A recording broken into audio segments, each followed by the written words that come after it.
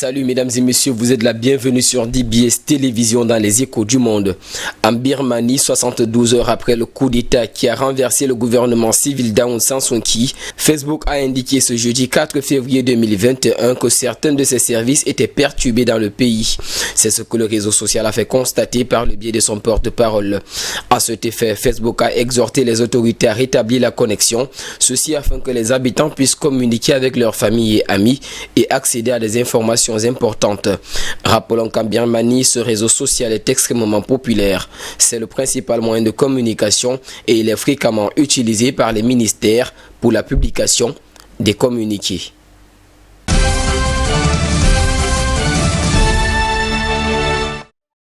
Toujours en Birmanie, 2 jours après son arrestation par la junte militaire, la dirigeante Aung San Suu Kyi a été inculpée par la police pour infraction à la législation en vigueur sur les importations. Elle sera donc maintenue en détention jusqu'au 15 février prochain.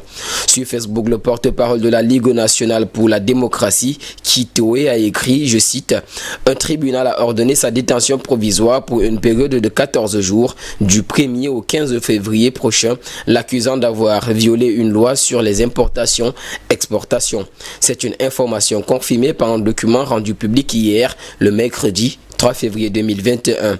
Ce document issu d'un poste de police de la capitale Naypyidaw rapporte que les officiers militaires chargés d'inspecter la résidence d'Aung San Suu Kyi ont trouvé des radios portatives importées illégalement et utilisées sans autorisation. Dans le cadre d'un coup d'État mené par l'armée, rappelons qu'elle a été arrêtée lundi dernier avec plusieurs dizaines de ses alliés.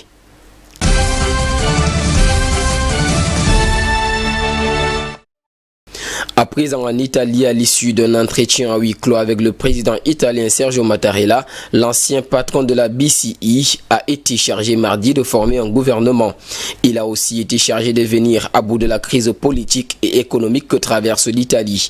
Il s'agit d'un homme déterminé, bien sûr, Mario Draghi, qui a été appelé mardi 2 février au chevet de l'Italie, son pays natal, englué dans une crise politique et économique. Peu avant de passer la main à Christine Lagarde à la tête de la Banque centrale européenne en octobre 2019 à l'issue d'un mandat agité marqué par des tempêtes boursières et des tiraillements au sein de l'institution, il avait confié devant la presse qu'il ne faut jamais abandonner. Avec son profit, Mario Draghi serait certainement en mesure de sortir l'Italie de la crise avec le soutien du pays et du Parlement. En 8 années, sous la houlette de Mario Draghi, la BCE a pris des mesures encore inimaginables au début de l'euro il y a 20 ans. Baisse des taux jusqu'en territoire négatif, injection des liquidités via des rachats massifs d'actifs sur les marchés et prêts géants aux banques. Né à Rome le 3 septembre 1947, marié et père de 2 enfants, Mario Draghi est diplômé en économie et titulaire d'un doctorat du prestigieux Massachusetts Institute of Technology. Toutefois, rappelons qu'en janvier 2021, un mouvement de citoyens s'est créé pour réclamer que cet économiste prenne les rênes du pays pour sauver l'Italie.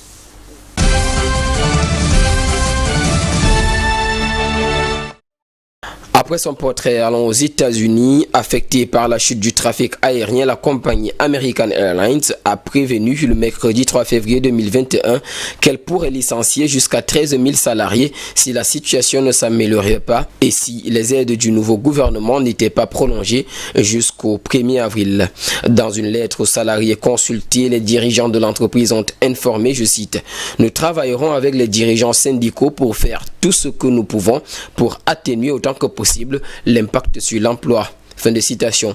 Économiquement affaiblie par la chute des ventes de billets d'avion depuis le début de la pandémie à coronavirus, la compagnie aérienne a vu son chiffre d'affaires s'effondrer de 62% en 2020.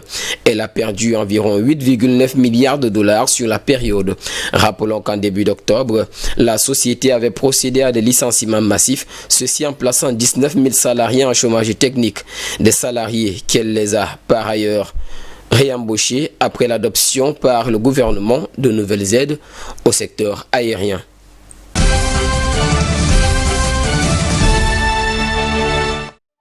Encore aux États-Unis, un prototype de fusée de la société aérospatiale américaine SpaceX s'est écrasé le mardi dernier à l'atterrissage. C'était lors d'un vol d'essai depuis la côte du Texas, selon les images diffusées par l'entreprise. Selon un spécialiste de SpaceX, Commentant le vol d'essai, nous avons encore eu un excellent vol. Nous devons juste travailler un peu sur l'atterrissage. Et pendant ce temps, aucune réaction du milliardaire Elon Musk, fondateur de SpaceX, n'a été constatée nulle part. Martelons qu'en décembre dernier, un autre prototype de la future fusée Starship avait connu le même sort. Il avait réussi à décoller avant de s'écraser dans une grande boule de feu.